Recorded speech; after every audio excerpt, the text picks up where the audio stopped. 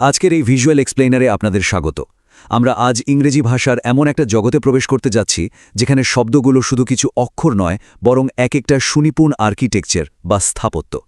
আজ আমরা একটা মাত্র শক্তিশালী ইংরেজি নিউজ হেডলাইনকে অনুবীক্ষণ যন্ত্রের নিচে রাখব।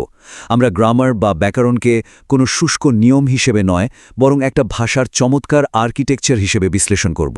তো চলুন শুরু করা যাক। Berlin launches trash for treats scheme. বাক্যটা একটু সময় নিয়ে দেখুন। এর টাইপোগ্রাফি আর শব্দগুলোর গাঁথনি খুব মনোযোগ দিয়ে লক্ষ্য করুন। এ খুব সিম্পল এবং স্বাভাবিক একটা বাংলা অনুবাদ হতে পারে এরকম: বার্লিন আবর্জনা বিনিময়ে পুরস্কার প্রকল্প চালু করেছে। মানে, শহরটি এমন একটা চমৎকার বর্জ্য ব্যবস্থাপনা কর্মসূচি শুরু করেছে যেখানে সাধারণ মানুষ আবর্জনা সংগ্রহ করে জমা দিলে তার বিনিময়ে কোনো না কোনো পুরস্কার পাবেন। আর এটাই হলো আমাদের আজকের আলোচনার মূল ভিত্তি। চলুন এই বাক্যটার একদম ভেতরে প্রবেশ করে এর একটা মাইক্রোস্কোপিক টিয়ার ডাউন শুরু করি। Structural blueprint identifying the sentence type. যে কোনো বাক্য বিশ্লেষণ করার একদম প্রথম ধাপটা হলো তার গঠন বা স্ট্রাকচার চিহ্নিত করা। একটা বিল্ডিংয়ের ব্লুপ্রিন্টের মতোই এটি মূলত একটি সিম্পল সেন্টেন্স বা সরল বাক্য। কিন্তু প্রশ্ন হলো, এটিকে কেন সরল বাক্য বলছি আমরা? কারণ এখানে একটা মাত্র ইন্ডিপেন্ডেন্ট ক্লজ বা স্বাধীন খণ্ডবাক্য আছে। বাক্যটার একটা পরিষ্কার সাবজেক্ট, একটা ভার্ব এবং একটা অবজেক্ট রয়েছে। এখানে কোনো জটিলতা নেই। পুরো মেসেজটা অত্যন্ত স্পষ্ট আর সরাসরি। স্ক্রিনের অ্যারো আর লেবেলগুলো একটু খেয়াল করুন। বাক্যের সাবজেক্ট হল বার্লিন, অর্থাৎ জার্মানির রাজধানী বা সেখানকার সরকার, যারা মূলত এই কাজটা করছে। এখানে ভার্বটি হল লঞ্চেস, যার অর্থ কোনো কিছু চালু করা বা শুরু করা। এরপরই আসছে একটা দারুণ কম্পাউন্ড অ্যাডজেক্টিভ বা যৌগিক বিশেষণ, ট্র্যাশ ফর ট্রিটস, যা আমাদের বুঝিয়ে দিচ্ছে যে এটি ঠিক কী ধরনের প্রকল্প। আর সবশেষে আমাদের অবজেক্ট হিসেবে আছে স্কিম বা প্রকল্পটি। এই প্রতিটি গ্রামেটিক্যাল অংশ কিভাবে একে অপরের সাথে যুক্ত হয়ে একটা পূর্ণাঙ্গ অর্থ তৈরি করছে সেটা নিশ্চয়ই এখন বেশ সহজেই বোঝা যাচ্ছে, তাই না? Headline grammar, the illusion of time. English journalism বা সংবাদপত্রের ইংরেজির খুব আকর্ষণীয় একটা কৌশল হল সময়ের এক ধরনের দৃষ্টিভ্রম বা ইলিউশন তৈরি করা। বাম দিকে খেয়াল করুন, হেডলাইন স্টাইলে লেখা হয়েছে বার্লিন লঞ্চেস স্কিম, যেটা প্রেজেন্ট সিম্পল টেন্সে আছে। কিন্তু ডান দিকে এর প্রকৃত অর্থটি দেখলে বুঝবেন আসলে বলা হচ্ছে Berlin has launched A scheme, অর্থাৎ তারা প্রকল্পটি ইতিমধ্যেই চালু করেছে, যার রিসেন্ট পাস্ট বা পুরাঘটিত বর্তমান।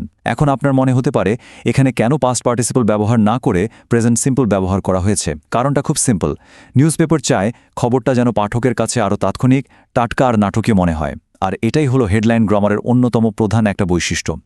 The modifier equation, decoding trash for treats. এবারের বাক্যটার সবচেয়ে আকর্ষণীয় অংশটাতে আসা যাক।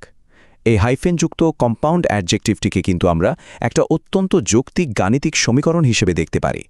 এই এক্স ফর ওয়াই স্ট্রাকচারাল ফর্মুলাটি আসলে কি? এটা হলো noun plus for plus noun.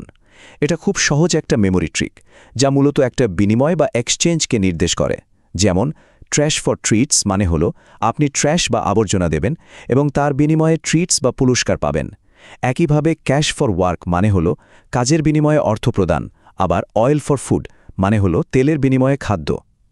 English সেন্টেন্সে এভাবেই খুব চমৎকার করে জটিল ধারণাগুলোকে ছোট করে একটা মডিফায়ারের মাধ্যমে প্রকাশ করা হয়। Vocabulary insight, the dual nature of scheme. বাক্যের স্ট্রাকচার তো আমরা দেখলাম, এবার একটু ভোকাবুলারি বা শব্দভাণ্ডারের দিকে তাকানো যাক।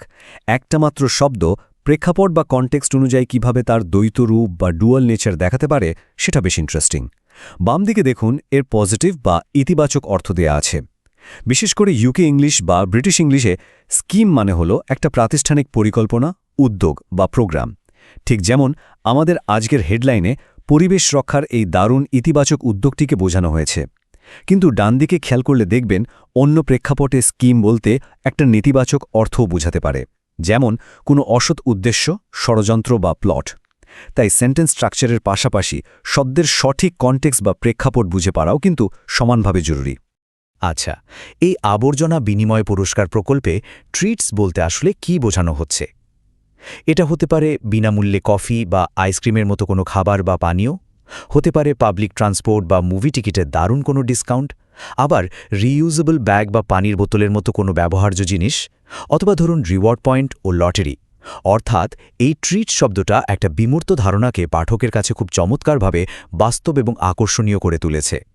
এখন একটা বিষয় একটু ভাবুন তো, এই গ্রামার প্যাটার্ন কি নিউজ আর্টিকেলে দেখেছেন?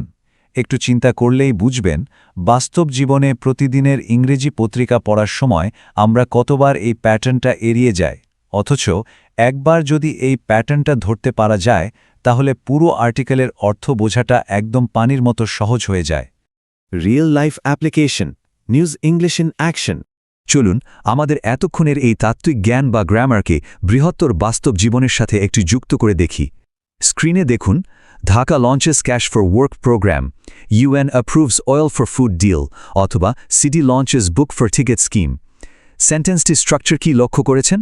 আজকের বিশ্লেষণে আমরা ঠিক যে এক্স্যাক্ট গ্রামার এবং স্ট্রাকচারাল ফর্মুলাটা দেখলাম, ঠিক সেটাই কিন্তু বিশ্বজুড়ে প্রতিদিনের সংবাদ, একাডেমিক লেখা, এমনকি আমাদের কর্মক্ষেত্রে রেগুলার কমিউনিকেশনে বারবার ব্যবহার করা হচ্ছে।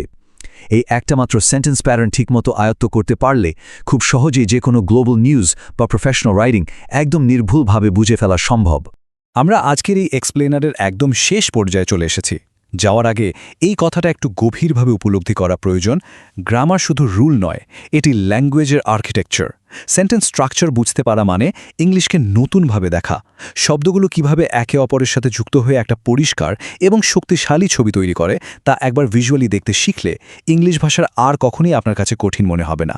ইনসাইড হাইওয়ের সঙ্গে থাকুন, ইংলিশ শেখা হোক আরও গভীর, ভিজুয়াল ও স্মার্ট।